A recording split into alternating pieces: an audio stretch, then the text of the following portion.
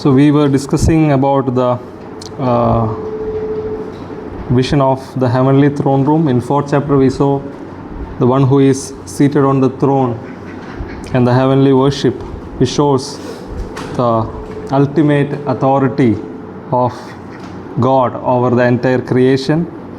And coming to the 5th chapter, a new character is introduced in the vision, which is Lamb, standing victoriously. The Lamb who was slain, but standing victoriously, who is worthy to take the scroll from the right hand of the one who is seated on the throne, and he is worthy. He has become worthy.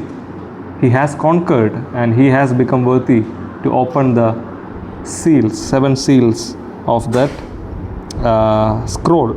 And when he took that book in his hand and opened the seals, or when he received that book, a huge celebration is happening in the heaven. इसलिए उधर लिखा गया, that's why it is written this उधर जो स्वर्ग में जो है 8th वर्स में, when he had taken the scroll, जब उसने उस किताब को, पुस्तक को परमेश्वर के हाथ से ले लिया, the 4 living creatures, जो 4 जीविया था जो 4th चैप्टर में, and the 24 elders, जो 24 प्राचीन है जो 4th चैप्टर में हमने देखा था, वो लोग क्या कर रहे हैं? fell before the lamb. वो मेमने के सामने क्या कर रहा है? दंडवत कर रहा है. जिस प्रकार ये 4 जीविया और 24 प्राचीन सिंहासन में जो बैठा था उसको आराधना कर रहे थे, परमेश्वर पिता को आराधना दे रहे थे, उसी प्रकार मेमने के सामने भी गिरकर आराधना कर रहा है. तो फेल बिफोर द लैम्ब. और जब इन लोग आराधना किए, इनके हाथ में क्या था? ईच होल्डिंग, ये 24 प्राचीन के हाथ में क्या था?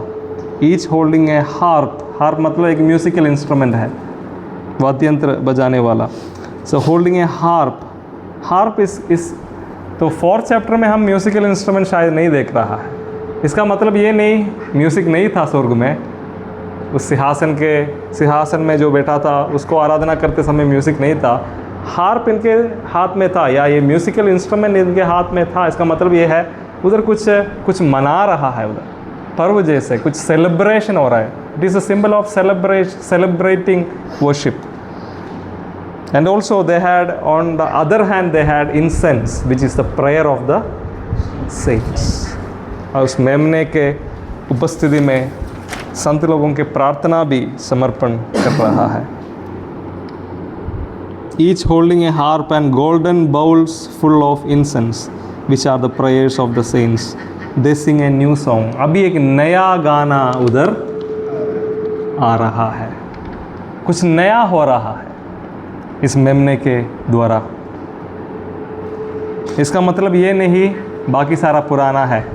4th चैप्टर में जो हो रहा है वो हमेशा हो रहा है ना. जो 4th चैप्टर का जो परमेश्वर का आराधना वो हमेशा हो रहा है. पर जो मेमना जब जयवंत हो गया उसके कारण एक नया चैप्टर शुरू हो रहा है ह्यूमन हिस्ट्री में. मेमना जब जीत पाया, when the lamb who was slain became victorious, when he conquered, a new chapter is introduced, or it's a new beginning. एक नया शुरुआत, कुछ नया चीज़ स्वर्ग से धरती के ऊपर एक नया प्रभाव होने वाला है इस मेमने का काम का, या कॉन्करिंग. मेमना जब जीत पाया उसके कारण एक कुछ नया शुरुआत, एक कुछ नया होने वाला है. उसके लिए एक नया गीत उधर हो रहा है. नया गीत मतलब सॉन्ग नया है. सॉन्ग के अंदर जो बताया गया चीज़ भी क्या है, पहले कभी ऐसा गाना नहीं हुआ. वो उस गाने का कंटेंट क्या है आप लोग भी लिखा है. You are worthy to take the scroll and to open its seal. ये गाने का पहला लाइन क्या है? You are worthy. तू लायक है, तू योग्य है इस किताब को लेने के लिए, उसका मोहरों को. ये इसलिए नया क्योंकि और कोई योग्य नहीं है. एक नया कार्य परमेश्वर कर रहा है. For you were slaughtered. Yeshu Masih कैसे योग्य बना? तो ऐसे लिखने के लिए मैं बोल रहा था आपको एक एक लाइन के बारे में, पर आप लोग क्या है 2-3 लाइन में लिख के ख़त्म किया। जो भी हो, यीशु मसीह क्यों योग्य है? फॉर यूअर स्लॉटेड मतलब क्या है? ईएसवी में भी ऐसे ही है ना, फॉर यूअर्स। फॉर मतलब क्या है? क्योंकि, बिकॉज। उसका अर्थ ये कंजंक्शन बिकॉज कारण को बता रहा है। क्यों योग्य बना ये किताब लेने के लिए और उसका मोहरों को खोलने के लिए? Why and how Jesus became worthy to take the scroll and to open its seals. उधर लिखा गया क्योंकि for you were slaughtered, you were slain. Slaughtered मतलब, स्लॉटेड ऐसा एक शब्द है जैसे जानवरों को मारते हैं ना, या तलवार चलाता है, उसके लिए क्या बोलते हैं? स्लॉटर करना। तो यीशु मसीह का बलिदान ऐसा दिखाया गया है, एक मेमना वध हुआ जैसे उस सिंबल में बताया गया है। Jesus sacrificial death on the cross is symbolised in the picture of a lamb being slaughtered. एक मेमना वध हुआ, उस सिंबल के साथ यीशु मसीह का बलिदान, क्रूस पर जो बलिदान जोड़ा गया है। सो you were slaughtered and by your blood you ransomed for God saints from every tribe and language and people and nation। वो इसलिए योग्य बनाया, चंद शब्द में, छोटे रूप में बताएंगे तो अपना जान देकर, अपना लहू से खरीदा मतलब क्या है? अपना जान देकर दुनिया के हर एक जाति से, कुल से, भाषाओं से परमेश्वर के लिए एक क्या है? झुंड को मोल लिया है या खरीदा है, छुड़ाया है। समझ गए? So you were slaughtered and by your blood you ransomed for God saints from every tribe and language and people and nation. हर एक जाति से, हर एक लोगों से, हर एक भाषा से, हर एक कुल से परमेश्वर के लिए लोगों को खरीदा है, मोल लिया है, छुड़ाया है। Verse 10 you have made them to. अभी ये इनको अपना जान देकर, लहू देकर खरीदने के बाद क्या किया? परमेश्वर के लिए एक राज्य बनाया। उनको परमेश्वर का राज्य का क्या है? सदस्य या प्रजा बनाया, परमेश्वर का भवन का सदस्य बनाया। You have made them to be a kingdom and priest serving our God. तो ये किंगडम, किंग्स हमारे लिए क्या बताया गया? We are royal priesthood. तो उसका अर्थ मैंने पहले, we are both kings and priest. Kings मतलब परमेश्वर का रिप्रेजेंटेशन में, परमेश्वर का प्रतिनिधि होकर परमेश्वर का क्या है? उस राज इधर लागू करना। हम, हमारे द्वारा परमेश्वर अपना काम इधर लागू, और दुनिया के लिए जो प्रार्थना हमारे द्वारा ऊपर। तो एक तरफ हम राजा भी है, या उस राजा का संतान है जिसके द्वारा परमेश्वर का राज्य इधर, परमेश्वर हमारे अलावा भी इस दुनिया को कंट्रोल कर रहे हैं, पर उनका दुनिया को बचाने का जो राज्य, बचाने का जो काम किसके द्वारा हो रहा है? अपने लोगों के द्वारा हो रहा है। That's why we are a kingdom. हम किंग्स भी है, उसी समय हम याजक भी है। याजक का काम क्या है? इंसान और परमेश्वर के बीच में खड़े होकर प्रार्थनाएं और क्या है? आराधना उधर पहुंचाना। तो ये भी कलीसिया के ऊपर सौंपा गया है। तो परमेश्वर के लिए ऐसा एक झुंड को खरीदने के लिए, ऐसा एक झुंड को खरीदने के लिए यीशु मसीह क्या है? अपने जान, by his blood he has bot people from all language, all tribe and all nations and all people groups. You have made them to be a kingdom and priests to serve our God. ये क्यों ये हमें राजा या राज्य बनाया और याजक बनाया? हम राजा है, याजक है करके बैठने के लिए से? परमेश्वर को सेवा करने के लिए। It is to serve God. We are bought.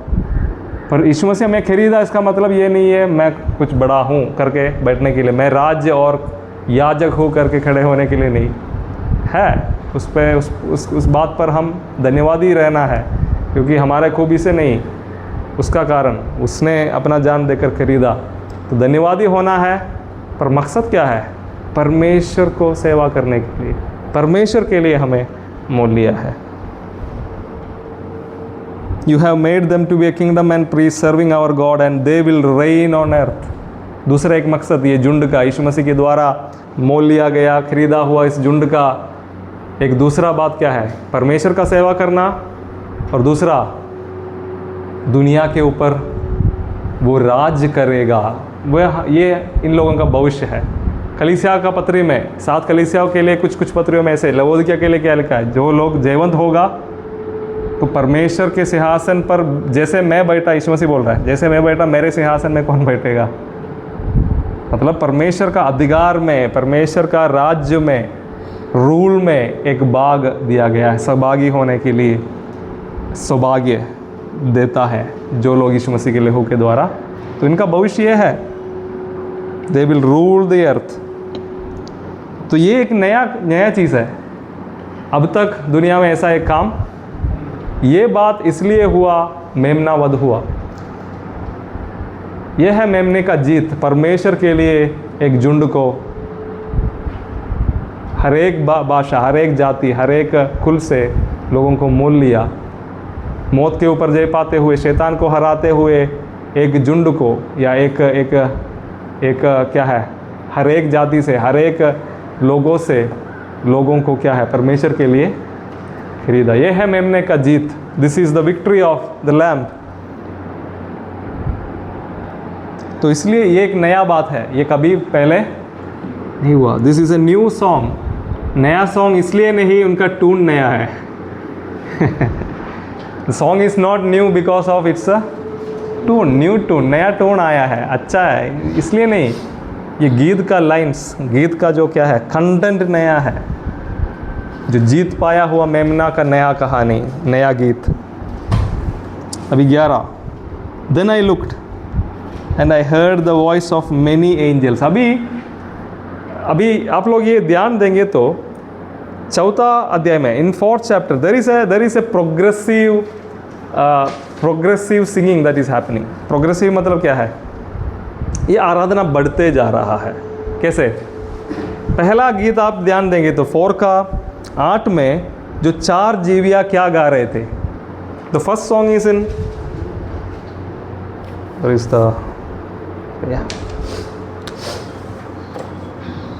so in chapter 4 and 5 a progressive worship is happening. Progressive worship is happening. Progressive in the sense the content is progressive.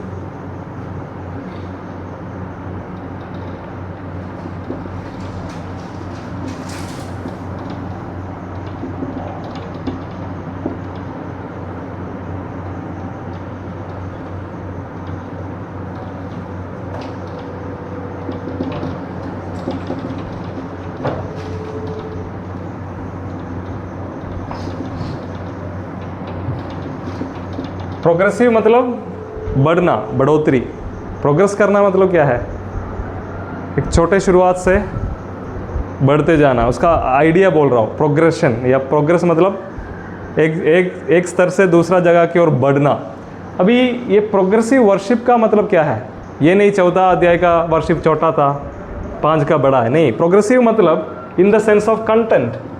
ये गीत में जो बताया गया बात क्या है, ये नहीं सारा गीत का कंटेंट एक ही है, होली होली होली नहीं। एक एक गीत आगे जाते समय इसका कंटेंट भी, परमेश्वर के बारे में पहला 4 जीवी जब गा रहे थे, उन लोग क्या गाया? The first song is in 4:8।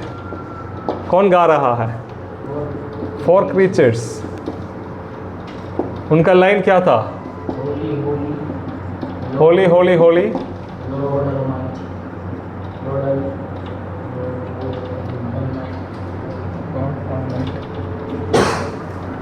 who was, who is and who is to come। मतलब परमेश्वर का स्वभाव, परमेश्वर कौन है बोलकर वो आराधना करता है। तो दूसरा सॉन्ग में आते समय उधर क्या प्रोग्रेशन हो रहा है, क्या चेंज आ रहा है? दूसरा गीत है 4:11। उधर क्या क्या बढ़ोतरी, क्या क्या चेंज आ रहा है, आप बताओ देखकर। अभी 4 क्रीचर्स के जो गीत के प्रत्युत्तर में ये गाना हो रहा है। समझ गए? 4 जीवियाँ इधर एक लाइन गा रहा है, holy holy holy Lord God almighty who is, who was, who is and who is to. उसके प्रत्युत्तर में, रेस्पॉन्स में 24 प्राचीन जैसे एक जवाब दे रहा है, उधर से कुछ बोल रहा है, इधर से कुछ जवाब दे रहा है, वैसा एक रेस्पॉन्सिव सॉन्ग है ये। तो इधर 24 प्राचीन परमेश्वर की उपस्थिति में गिरकर 24 एल्डर्स क्या गा रहा है, उस गाने का कंटेंट क्या है? यू आर वर्दी ओ लॉर्ड एंड गॉड। भाई परमेश्वर कौन है करके 4 जीवी गाना गाया, अभी उस परमेश्वर योग्य है करके 24 प्राचीन आराधना कर रहे हैं। You are worthy our Lord and God to receive glory and honour and power. ये 24 प्राचीन ये बोल रहा है, सारा अधिकार, महिमा, सब कुछ पाने के लिए तू योग्य है। अभी कारण बता रहे, फॉर, क्यों परमेश्वर योग्य है। अभी इधर परमेश्वर जैसा है उसको बोलते हुए आराधना हो रहा है। वो होली है, वो कौन है? He is almighty, he is eternal, who was, who is and who is to come. तो परमेश्वर जो है, जैसा है, उसका खूबियाँ बताकर आराधना करते समय 24 प्राचीन उसके साथ कुछ और चीज़ों को जोड़कर एक प्रत्युत्तर दे रहा है। यू आर वर्दी, परमेश्वर तू योग्य है, सारा महिमा, सारा आदर, सारा प्रशंसा पाने के लिए, स्वीकार करने के लिए सिर्फ तू योग्य है। वो योग्यता का कारण क्या है करके भी लिखा है, यू क्रिएटेड ऑल थिंग्स। तो कंटेंट इधर बढ़ गया, समझ गए? उस गीत का लाइंस बढ़ रहा है, मतलब उसका आइडियाज बढ़ रहा है। परमेश्वर के बारे में जो आराधना में जो भी विषय आता है वो भी विषय बढ़ रहा है आराधना का। Because you created everything, creator God. Elders का जो गाने का कंटेंट क्या है? They are worshipping the creator God. परमेश्वर सब कुछ बनाया ये बोलकर बोल रहा है, इसलिए वो है सबका मालिक, वो है सबका सृष्टि करता है, इसलिए तू आराधना का योग्य है, इसलिए सारा आदर, महिमा और प्रशंसा का योग्य तू है। फॉर, क्योंकि तूने सब कुछ बनाया। And by your will they existed and they were created. सब कुछ तूने बनाया, और क्यों बनाया गया? परमेश्वर का मर्जी के अनुसार, परमेश्वर का योजना और मर्जी के अनुसार सब कुछ बनाया गया है, ये बोलकर आराधना हो रहा है। अभी तीसरा गीत,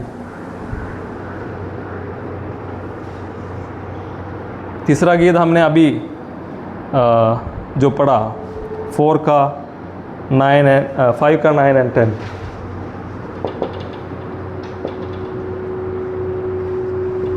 इधर कौन गीत गा रहा है?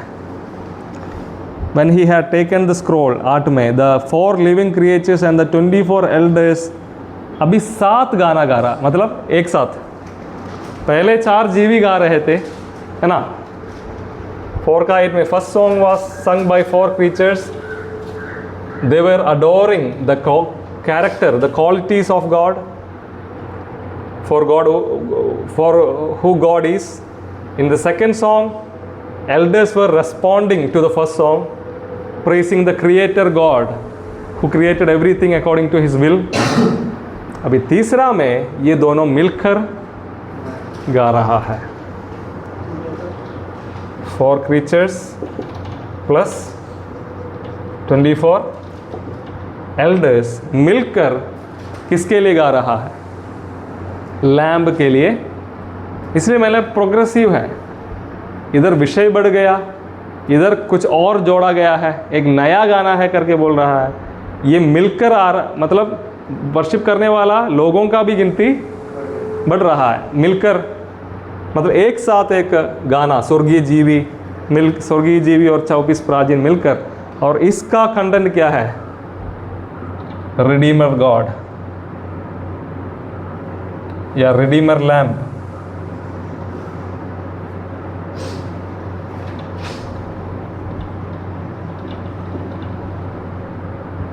तो इसका विषय रिडीमर लैम्ब, जो मेमना,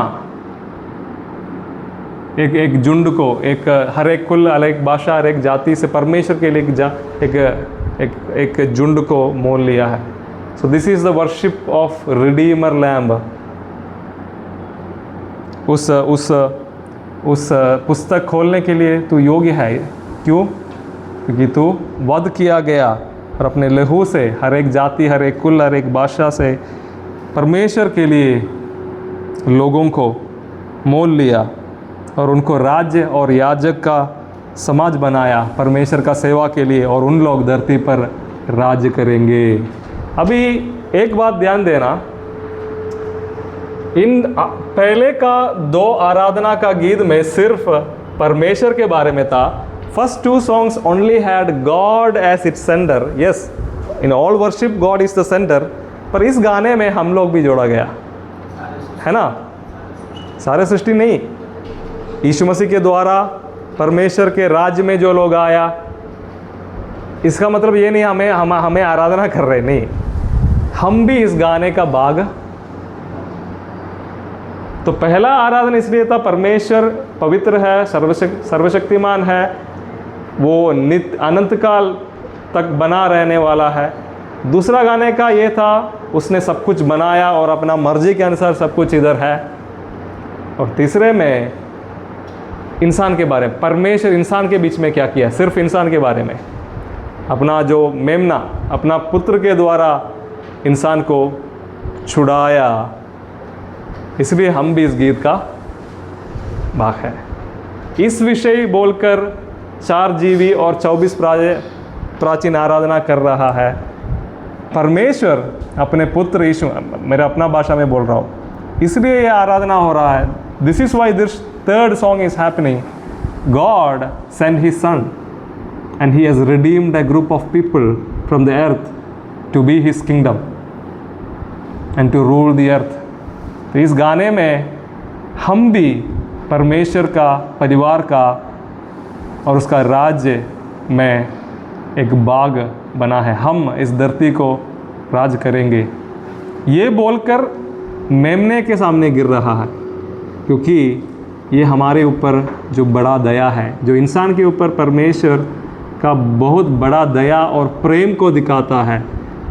हम जैसे पापी लोगों के ऊपर इतना बड़ा सौभाग्य कैसे हो सकता है? हम परमेश्वर का, हम पापी थे, हम पाप का गुलाम, शैतान का गुलाम थे, फिर भी परमेश्वर इंसान के ऊपर इतना दया किया, इतना प्रेम दिखाया। हर एक कुल, हर एक जाति, हर एक भाषा से परमेश्वर अपने लिए एक राज्य, अपने लिए एक परिवार को तैयार कर रहा है। उसमें हम भी एक भाग है और हम उसके साथ राज्य करेंगे। एक नया गीत, एक नया कहानी। नया कहानी मतलब ये नहीं है ये परमेश्वर का योजना में पहले से ही है, पर क्या है, ये लागू करने के बाद, अभी लागू हो रहा है वो योजना यीशु मसीह के द्वारा, तो उसके जश्न में उसको मना रहा है ये बोलकर। अभी अगला गीत में आते समय क्या हो रहा है? 11 Then I looked and I heard the voice of many angels. This worshipping community is increasing, multiplying. Worshipping community मतलब क्या है? कौन ये वर्शिप कर रहा है? पहले 4 जीवी थे, उसका प्रत्युत्तर में 24 प्राचीन गा रहा था। अभी तीसरे में उन दोनों मिलकर मेमने का काम का वर्णन करते हुए गीत गा रहा है। अभी इनके साथ कौन भी जुड़ रहा है? सारे स्वर्गदूत। तो 4 जीवियों से शुरू होकर फिर 24 प्राचीन उसमें जुड़ गए, फिर 4 और 24 मिलकर गा रहा है, और इस गाने में बाकी पूरा स्वर्ग धीरे धीरे इसमें शामिल हो। इसलिए बोल रहा है एक व्यक्ति से या 4 जीवी से शुरू होकर ये कोरस बढ़ रहा है। लोग जुड़ते, ये आराधना में लोग जुड़ते जा रहा है। इसलिए मैंने बोला इससे progressive worship in its content and also community. इसका ये आराधना का विषय भी बढ़ रहा है, क्योंकि पहले परमेश्वर जो है उसके लिए आराधना किया, दूसरा परमेश्वर सृष्टिकर्ता है करके आराधना किया, तीसरा मेमने के काम वर्णन करते हुए तो आराधना का विषय बढ़ रहा है, आराधना करने वाला भी। So the content is also progressive and the community जो आराधना कर रहा है वो भी बढ़ रहा है. And the fourth song, who is singing? I looked and I heard 11th 5:11 में ऐसे लिखा गया है, then I looked and I heard the voice of many angels surrounding the throne. इस सिंहासन के चारों तरफ जो बहुतायत में जो स्वर्गदूत है उन लोग, एंड द लिविंग क्रीचर्स, अभी स्वर्गदूत, बहुत स्वर्गदूत, जो चार जीवी और 24 प्राचीन मिलकर, दे नंबर्ड मिरियाड्स ऑफ मिरियाड्स. ईएसवी में क्या लिखा है? मिरियाड्स. मिरियाड मतलब 10,000s, 10,000 में, हज़ारों में नहीं, 10,000 में या लाखों में बोल सकते हैं. मिरियाड्स एंड मिरियाड्स, हाँ, मतलब बहुत नंबर में, गिनती में. हम पर हज़ारों लोग आया करके बोलते समय, मिरियाड्स मीन्स 10,000s ऑफ 10,000s या लाखों लोग. मिरियाड्स ऑफ मिरियाड्स एंड थाउजेंड्स ऑफ 10,000 लोग और हज़ारों लोग इसमें शामिल है. अभी तीसरा गाना क्या था?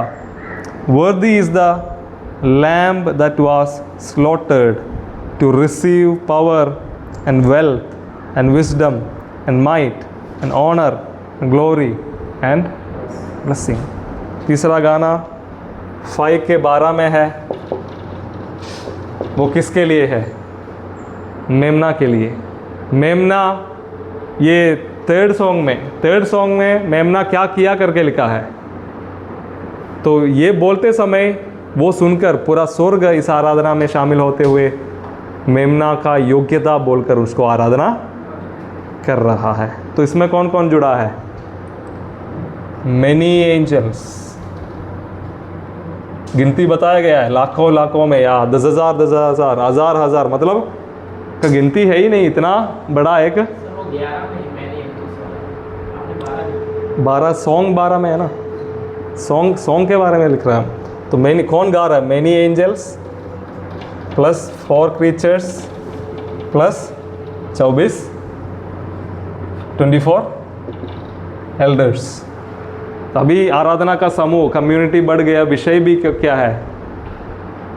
एक नया विषय, उस मेमने का योग्यता के बारे में बोलते हुए they are worshipping. The community of worship is increase. इसका मतलब ये नहीं स्वर्गदूत पहले आराधना नहीं करते थे. ये एक विजन का क्या सुंदरता को दिखाता है. जैसे एक छोटे झुंड से ये आराधना शुरू हो रहा है, फिर 24 प्राचीन इसमें जुड़ रहा है, फिर और बढ़कर पूरा स्वर्ग इस आराधना में. This shows the beauty of heavenly singing and chorus that is happening in the praise of God. परमेश्वर का उपस्थिति में होने वाला जो आराधना हो रहा है उसका जो सुंदरता को दिखाता है. This progressive singing. अभी 5:12 में जो सॉन्ग क्या है? वर्दी इज़ द लैम्ब, उस मेमने का योग्यता के बारे में. वर्दी is the lamb that was slaughtered, उसका वो वध हुआ गया, वो बोलकर उसका क्रूस में जो बलिदान हुआ उसके बारे में बोलते हुए.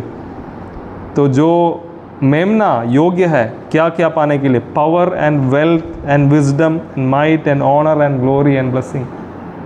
दुनिया में ब्लेसिंग मतलब ये नहीं इंसान परमेश्वर को आशीष दे रहा है, वो आराधना है. तो सब कुछ पाने के लिए कौन योग्य हुआ? लैम्ब. कुछ भी रह नहीं गए उधर. सारा महिमा, आदर, धन, दौलत सब कुछ पाने के लिए कौन योग्य है? मेमना, the lamb who was slaughtered. अभी वो गीत के बाद जो अखला लास्ट जो गीत हो रहा है, अभी क्लाइमैक्स है, आखिर में सब मिलकर गा रहा है. इसमें कौन भी जुड़ रहा है? आप लोग बताओ पढ़कर. Then I heard every creature in haven.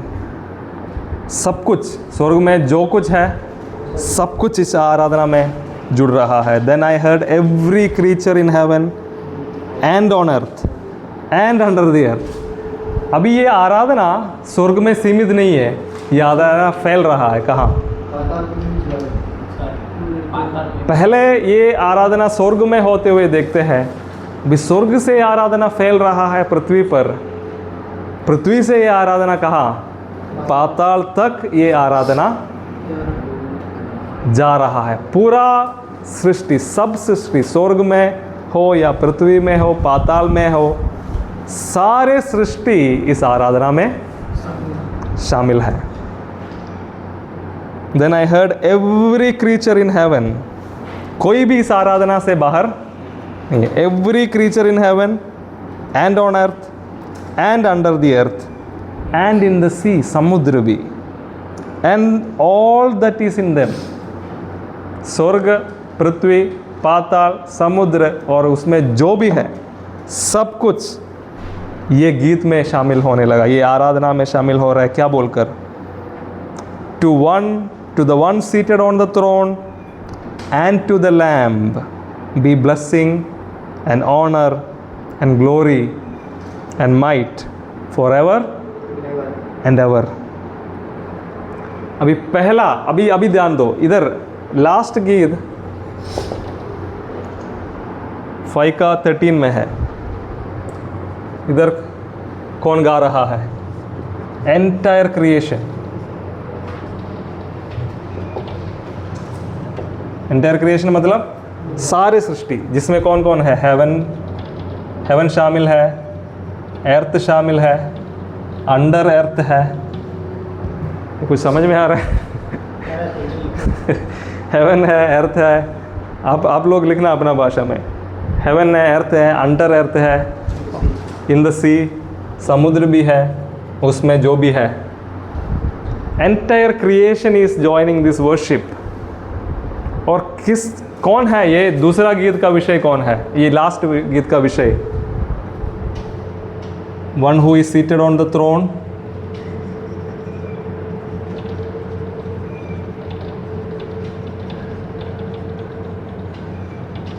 and the Lamb who was slain। और कितना एक सुंदर रूप में दिया गया। पहला 2 सॉन्ग किसके लिए था, पिता परमेश्वर, मतलब जो सिंहासन में बैठा है, फॉर गॉड द फादर। दूसरा 2 गाना किसके लिए था, lamb who was slain.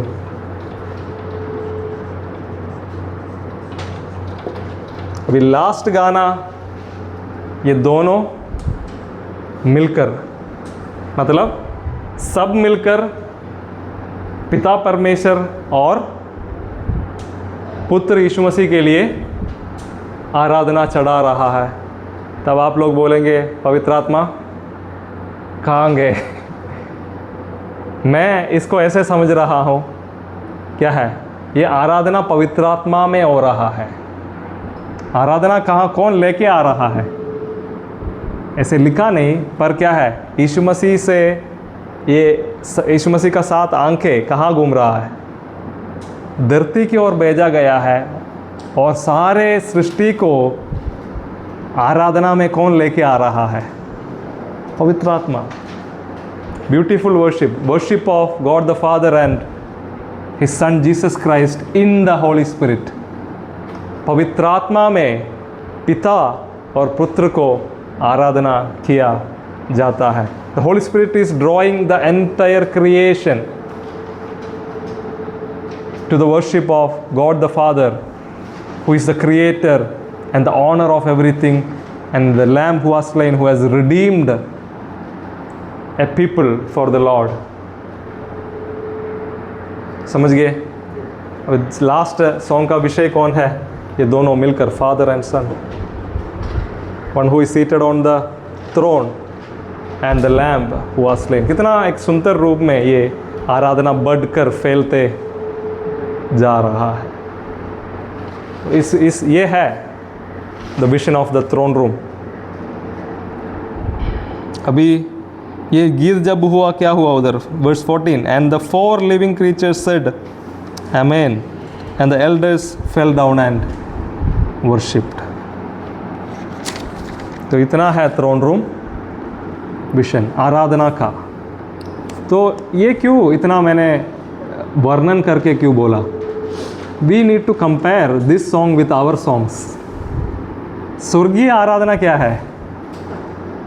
This is what is the worship that is happening in the heaven. One thing we need to reminder is there is a duplicate worship that is happening. There is a false worship which is happening on the earth for the emperors and idols. दुनिया में एक गलत आराधना हो रहा है, झूठी आराधना। There is a mimicry, a duplicate thing is happening on the earth, inspired by Satan. Satan के द्वारा प्रेरित होते हुए एक नकली आराधना, एक झूठा आराधना धरती पर चल रहा है, जो सम्राट का आराधना और मूर्तियों का आराधना। So this chapter is showing the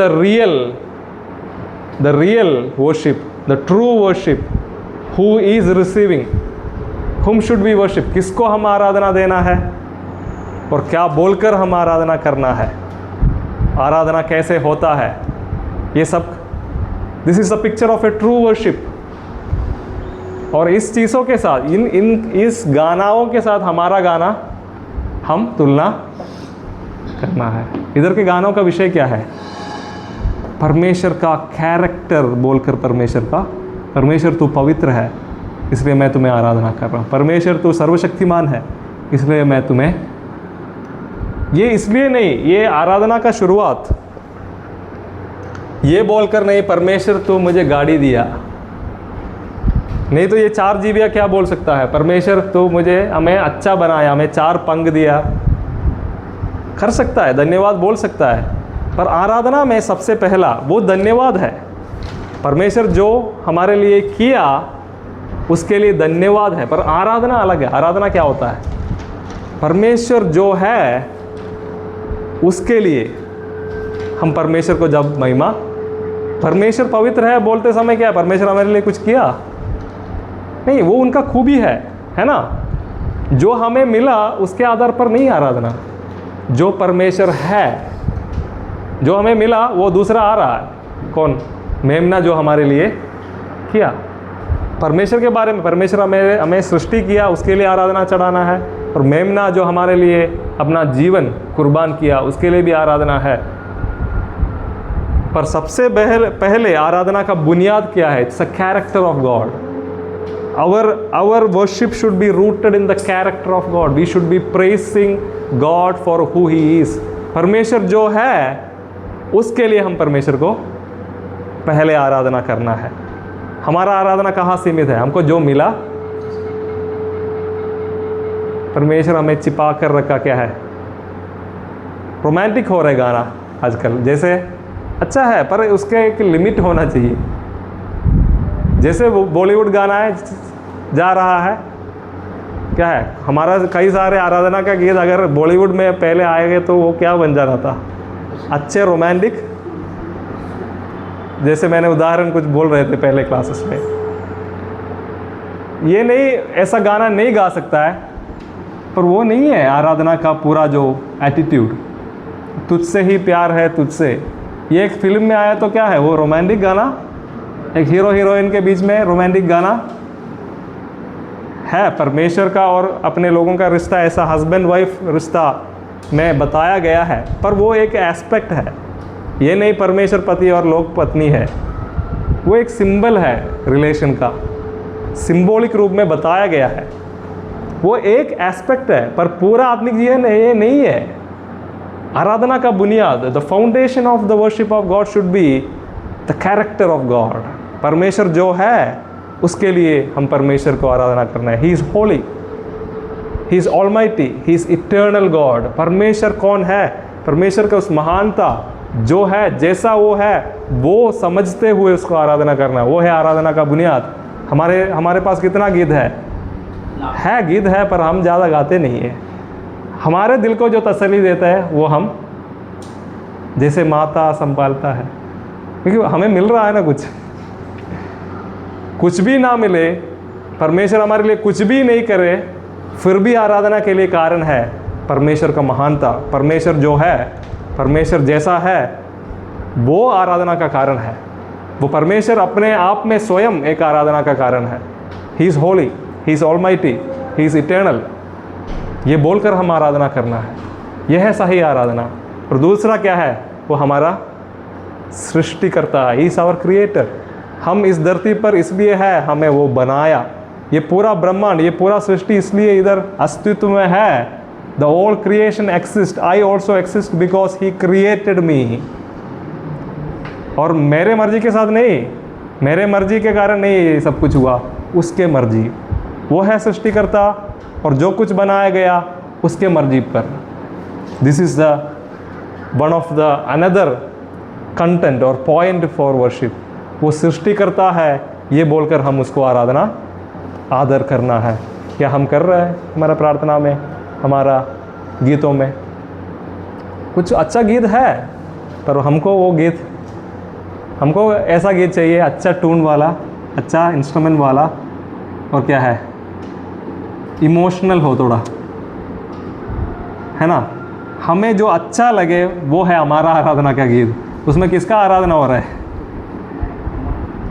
उधर ज़्यादा आराधना ज़्यादा नहीं हो रहा है। एक क्या है, अपने आप को तसल्ली देने का कुछ बात हो रहा है उधर, है ना। पर आराधना असली में ये है, परमेश्वर जो है उसके लिए उनको आराधना करना। परमेश्वर हमारा सृष्टिकर्ता है, उसके लिए, उसका महानता को जानते हुए, उनका जो वो कितना बड़ा है ये समझते हुए उसको स्तुति करना, वो है आराधना का बुनियाद। अभी आराधना का दूसरा एक विषय, यीशु मसीह जो कुछ हमारे लिए, जो क्रूस पर उसने हमें, जब हम पापी थे वो हमें ढूंढ कर आया, अपना जान देकर हमें परमेश्वर के लिए मोल लिया, खरीदा है, वो आराधना का विषय है। ये सब कुछ कौन किया? पिता परमेश्वर का योजना के अनुसार पुत्र यीशु मसीह ने हमारे लिए किया। इसलिए दोनों के लिए आखिर आराधना देते हुए ये समाप्त हो रहा है। तो ये 7 कलीसियाओं के लिए क्या संदेश है? What is the message to the 4 churches? They are invited to join in this heavenly. जो धरती पर जो दुख सह रहा है, कष्ट सह रहा है, the 7 churches are going through a troubled times, through a time of persecution, through a time where the false teaching and false prophets are increasing, where people's faith is getting compromised. People are going, the church is going into the worldly ways. In this context, Jesus is calling John to join in this heavenly worship, and the church also to join in the heavenly worship.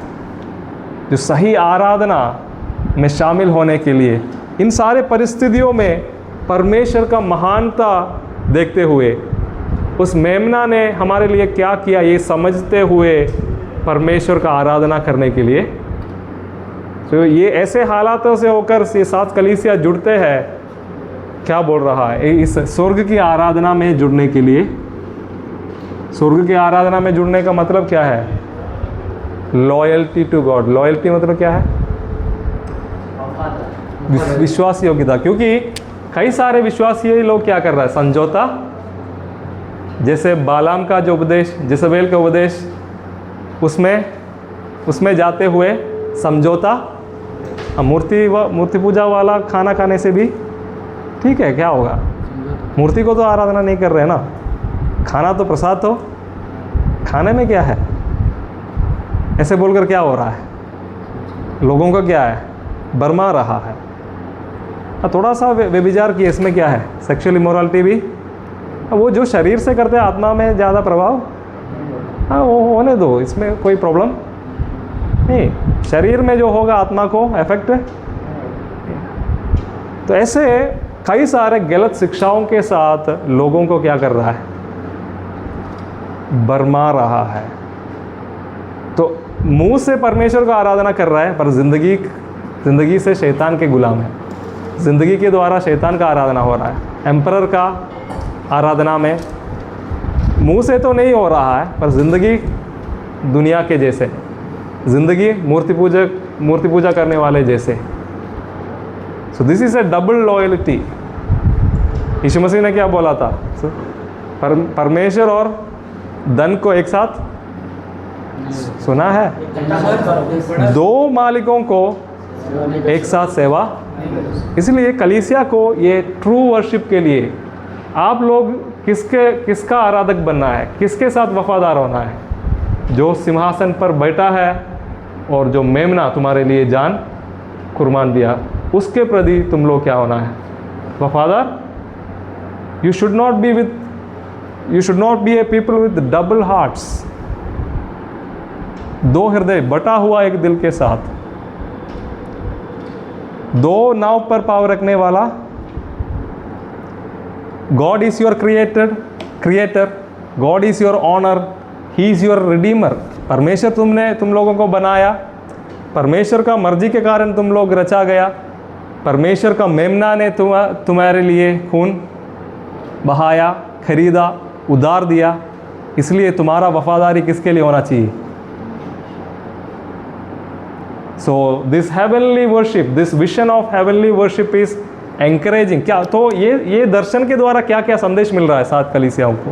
What are the messages, what is the message, what is the purpose of this vision, what is the message that this heavenly throne room gives to John the apostle and the 7 churches?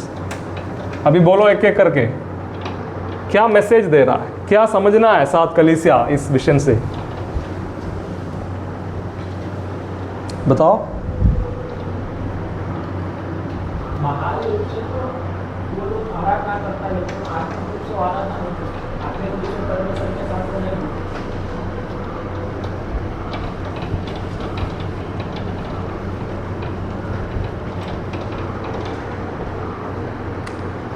सबसे पहला, the message of this throne room mission is, this is an encouragement.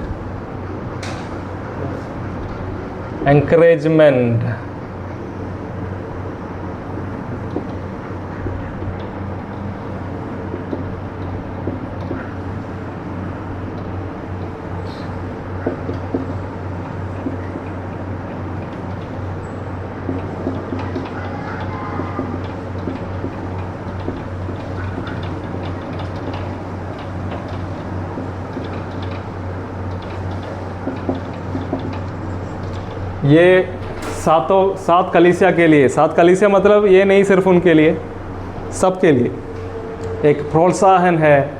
क्या बोलकर? सर्वशक्तिमान परमेश्वर सबके ऊपर राज करता है, so they don't need to fear the earthly thrones। ये धरती पर जो सिंहासन है, इसको डरने का, उसको आदर तो करना है, अधिकारियों का आदर करने के लिए तो बोल रहा है, पर डरने का, क्योंकि परमेश्वर सारे अधिकारों के ऊपर राज करता है। ये एक तसल्ली है। This is a comfort and encouragement. प्रोत्साहन दे रहा है, सताव के बीच में प्रोत्साहन दे रहा है। अभी दूसरा,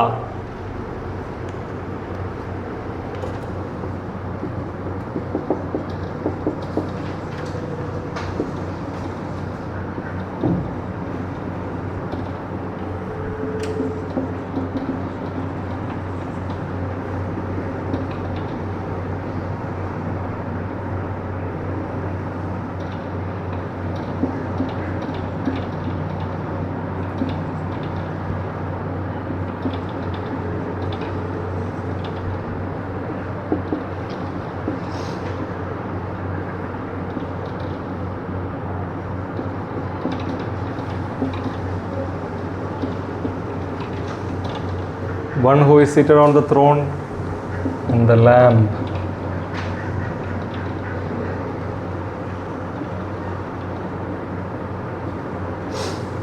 Lamb.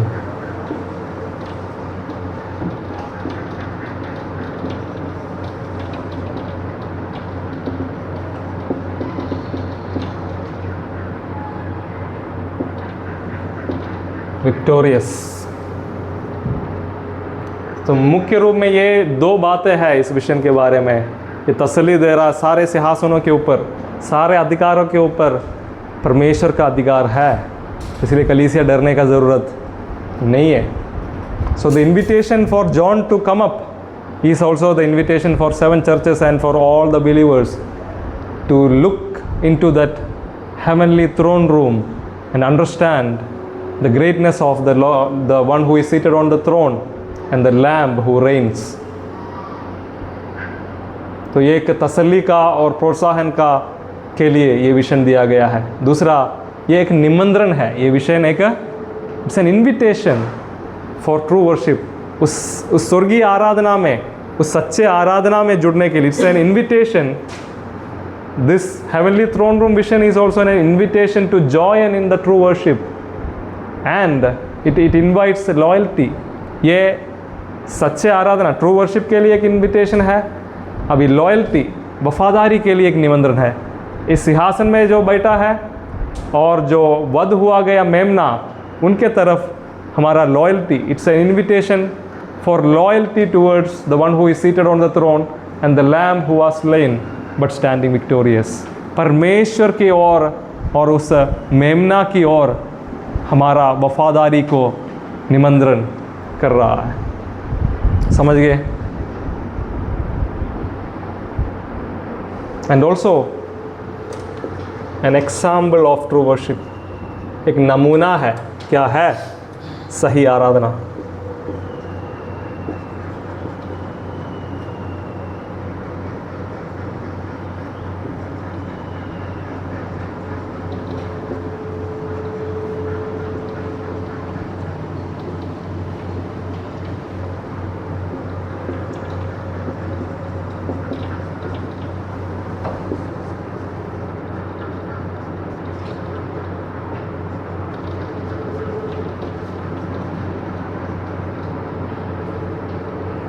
तो उस स्वर्गीय आराधना का गीत, कोरस मतलब क्या है? गाने का कोरस बोलते हैं ना।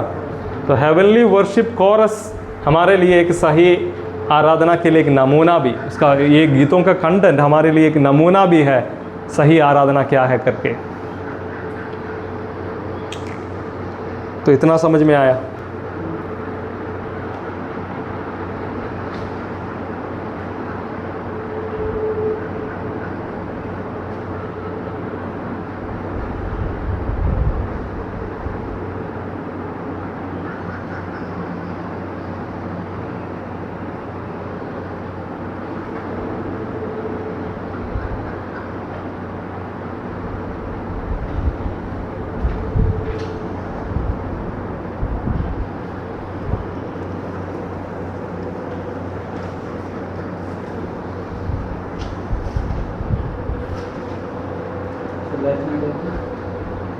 एग्जाम्पल ऑफ ट्रू वर्शिप क्या है? Example from the contents of the heavenly worship chorus. जो गीत का कंटेंट है हमारे लिए नमूना, हमारा वर्शिप, हमारा गीत किस विषय पर होना चाहिए।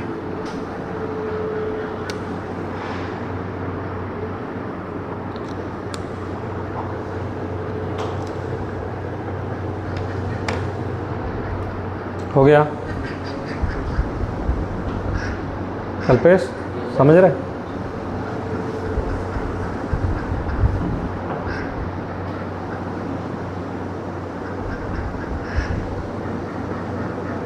अच्छा लग रहा है थ्रोन रूम?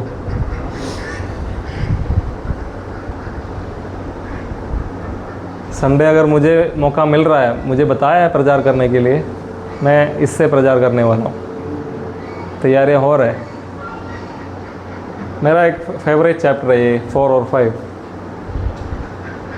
सिर्फ रेवलेशन का नहीं, पूरा बाइबल में कुछ हम आपका भी होता है ना कुछ फेवरेट, हाँ?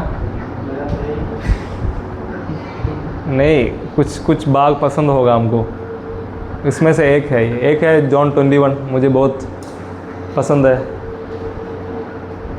एक तो ये रेवलेशन 4, 5, बहुत सारे अलग अलग भाग है, उसमें से एक है रेवलेशन 4, 5। ठीक है, अभी मोहर खोले। हाँ, 10-15